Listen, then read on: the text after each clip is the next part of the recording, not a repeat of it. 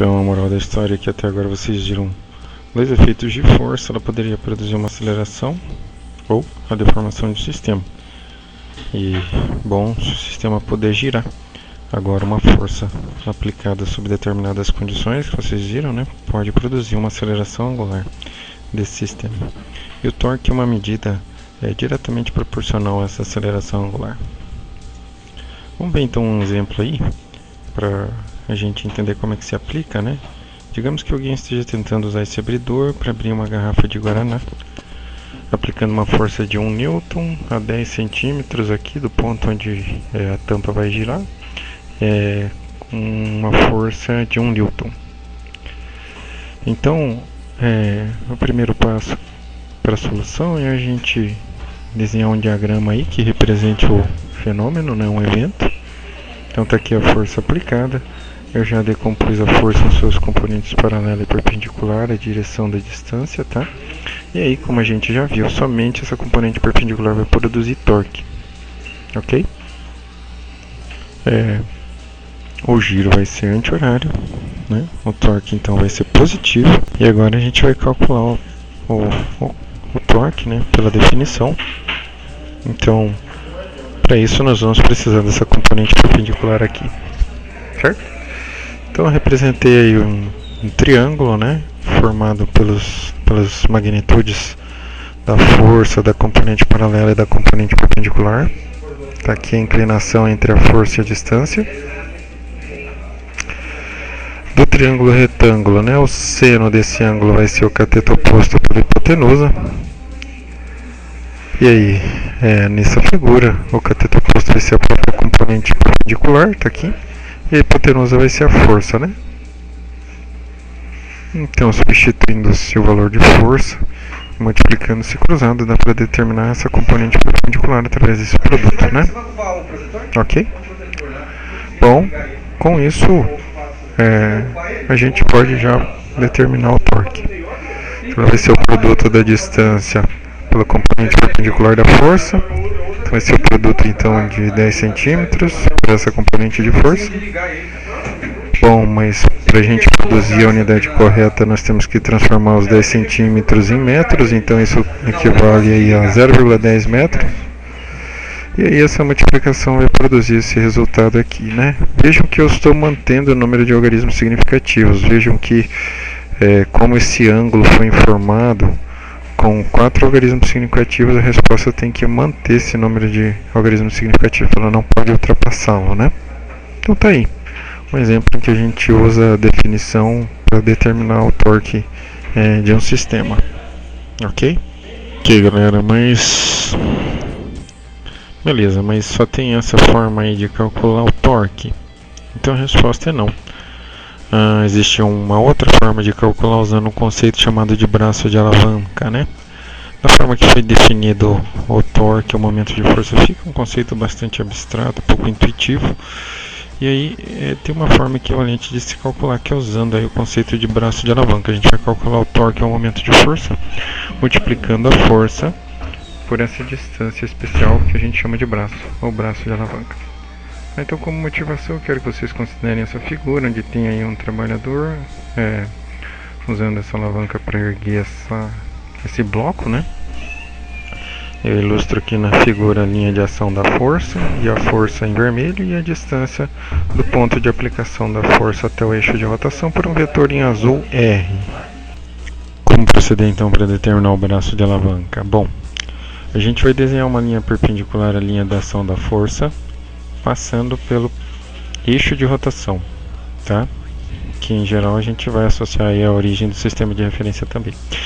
Então a gente vai desenhar uma linha perpendicular à linha de ação da força, tá? E aí essa distância do eixo de rotação, a interseção entre essas duas linhas, é isso que nós chamamos de braço de alavanca. E aí tudo se passa, o torque, o momento de força,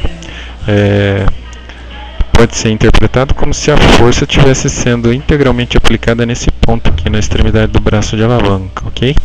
Então essa é uma das formas de se calcular, uma outra forma de se calcular o torque, tá? Ela é equivalente à original. Pessoal, eu gosto de usar o GeoGebra para ilustrar como é que a gente pode determinar o braço de alavanca, porque além de adquirir uma noção mais intuitiva a respeito, né, desse conceito, vocês aprendem também a usar esse software que eu acho bastante versátil. Então, digamos que aqui na origem desse sistema de referência existe aí um eixo de rotação, tá? Em torno do qual um sistema possa girar. E daí, digamos que uma força esteja sendo aplicada aqui nesse ponto A, tá? Eu vou desenhar então aí um vetor que representa a força. Vamos desenhar aqui, esse aqui vai ser o vetor que vai representar a força, tá? O vetor AB, então, é um vetor que representa a força. Bom, a distância, né, desse ponto de aplicação até o eixo de rotação, que é a origem do sistema, eu vou representar por esse vetor R aqui, ó. Então esse é um vetor que vai da origem até o ponto A, tá? Vou renomear os vetores para a gente visualizar de forma mais adequada, né? Então tá aqui, esse vetor vai ser representado aí então pela letra F de força. E aqui vamos renomear esse aqui para que ele seja uma distância R, ok? Então tá aí os dois vetores, o vetor força está sendo aplicado nesse ponto e ele está essa distância aqui do eixo de rotação. Como é que a gente determina o braço de alavanca? Bom, com o GeoGebra essa é uma tarefa um pouquinho mais simples, ele já tem umas ferramentas que a gente pode usar para isso. Então eu vou desenhar aqui a linha de ação da força através da ferramenta reta, que passa por dois pontos. Então tá aqui a linha de ação dessa força, ó. Para não misturar as coisas, vou deixar ela aí pontilhada e vou diminuir a espessura dessa linha. Então desenhei aqui a linha de ação da força, tá? Essa reta F. E agora a gente vai desenhar uma perpendicular a ela que passa pelo eixo de rotação. Então para isso eu vou usar a ferramenta reta perpendicular. Então vou escolher essa reta para indicar aí o software, né, que a reta tem que ser perpendicular a ela, e vou fazer com que ela passe aí na origem, no eixo de rotação. De novo, para não causar confusão, vou deixar o estilo da linha pontilhado, tá? Eu vou diminuir a espessura da linha também. Então tá aí. Desenhamos uma reta perpendicular à linha da ação da força que passa pela origem, e agora o braço de alavanca vai ser determinado aí pela distância da origem até a interseção entre essas duas linhas. Então vou desenhar essa interseção aí usando a ferramenta interseção. Tá aqui. E agora desenho o braço de alavanca usando a ferramenta segmento. Tá aí, galera. Vamos só renomear para deixar coerente com a anotação que a gente está usando, né? Vamos renomear aqui, braço de alavanca B. Tá aí. Esse aqui é o braço de alavanca que a gente pode utilizar para calcular o torque. E daí tudo se passa como se essa força estivesse sendo integralmente aplicada nesse ponto, tá? Então, para ilustrar isso, eu vou ocultar o vetor AB, tá? Aliás, desculpa, eu vou pegar uma cópia dele com origem em D, através da ferramenta vetor a partir de um ponto. Então eu seleciono esse vetor e marco o ponto D. Pronto, está aqui um vetor que é igual a esse, mas com origem em D, né? E agora eu vou ocultar o outro aqui. Pronto. Então, tudo se passa, gente, como se essa força estivesse sendo aplicada aí no braço de alavanca, tá? É uma forma equivalente da gente calcular o torque. Então vamos ver aí um exemplo que a gente vai calcular o torque usando o braço de alavanca. Então eu quero que vocês considerem aí essa imagem que vai representar, né, uma balança de 2 braços, e que a gente coloca uma massa de 10 gramas. Nesse sistema, digamos que a inclinação aqui entre essa haste, né, e horizontal seja de 12,09 graus, tá? Então tá aí a representação da figura. Ok? Percebam então que, como essa massa está na superfície da Terra, sobre ela vai agir uma força gravitacional que a gente chama de peso, né? E aí, bom, essa força vai se transmitir aí pelo sistema, né? Por essa alça até essa posição aqui da haste, tá? E agora nós vamos calcular qual vai ser o torque que essa força-peso vai exercer nesse sistema, nessa balança de braços iguais, ok? Bom, então tem uma representação esquemática da força, né? Dessa distância da haste, o braço da haste é de 10 centímetros, a inclinação aqui entre a haste e a horizontal é de 12,09 graus. E aí, como a gente já tinha visto, né? O braço de alavanca vai ser a distância aí do eixo de rotação até a linha de ação da força, né? Uma perpendicular a ela, né? Então a gente traça uma perpendicular à linha de ação da força, onde uma perpendicular que passa pela origem, né? Onde essa perpendicular a essa linha interceptar a linha de ação de força, fica determinada aí uma distância que a gente chama de braço de alavanca. E aí o torque, o momento de força, vai ser determinado pelo produto da força por esse braço. Tudo se passa como se a força estivesse sendo aplicada exatamente nessa posição aqui, na extremidade do braço. Então vamos determinar esse braço aí, ó. Considerem esse triângulo retângulo, né? Essa inclinação, essa aqui é o tamanho da haste, é de 10 centímetros. E está aqui o braço de alavanca. Como é que nós vamos determinar? Bom, dessa figura a gente pode dizer, né, que o cosseno dessa inclinação é cateto adjacente por hipotenusa. Então esse aqui é o cateto adjacente, é o braço de alavanca, e a hipotenusa é essa distância de 10 centímetros. Então tá aí, o cosseno da inclinação é B por 10 centímetros.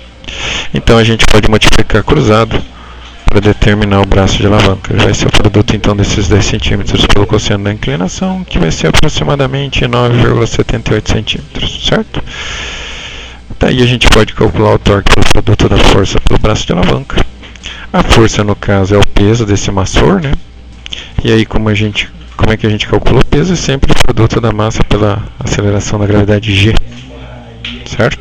Vamos considerá-la como aproximadamente 10 metros por segundo ao quadrado, fazendo-se aí a conversão das 10 gramas para quilogramas e realizando-se a multiplicação, chega-se ao resultado. O torque produzido por essa força aí, peso, nessa haste, é de 0,978 newtons-metros. Vamos ver mais um exemplo para encerrar a aula aí. Digamos que alguém esteja utilizando uma chave de fenda, uma chave Phillips para apertar um parafuso, né? Esse raio aqui do cabo da chave de fenda é de 10 centímetros e a força que está sendo aplicada aqui pelos dedos é de 10 newtons. Qual seria o torque produzido nesse caso? Bom, pessoal, a força está sendo aplicada aí na extremidade do cabo, tá? Então, fica fácil de determinar o braço de alavanca, né? A distância do ponto de aplicação da força numa perpendicular à linha de ação da força, né? Que intercepta aí a linha nesse ponto. Então, o braço é essa distância aqui, o próprio raio do cabo, tá? E aí é fácil de calcular esse torque, ó. Basta multiplicar a força pelo braço. A força é de 10 newtons, o braço é de 10 centímetros. A gente só tem que tomar o cuidado aí para converter essa distância em metros. Esse produto vai resultar então em 1 newton-metro. Ok? Mais um exemplo agora. Vamos considerar que alguém esteja utilizando um alicate aí para girar um parafuso, né? Qual seria o torque produzido por ele? Se esse cabo aqui, né, se essa distância aqui até o cabo seja de 10 centímetros e a força aplicada perpendicularmente aí à direção do cabo seja de 10 newtons. Então, tá aí uma representação esquemática do eixo de rotação, do ponto de aplicação da força. Vamos ampliar aqui a figura, né? Então a força está sendo aplicada já numa perpendicular aí a distância, então aqui já fica determinado o braço, né? Essa direção aqui já é perpendicular à direção da linha de aplicação da força. E aí para calcular o torque basta multiplicar a força pelo braço. Então 10 newtons vezes 16 centímetros vai resultar em 1,6 newton-metros. Esse é o torque resultante, ok? Então era o que eu tinha previsto para essa aula. Fiquem atentos aí ao Moodle para quando eu for subir, né, novos materiais de apoio.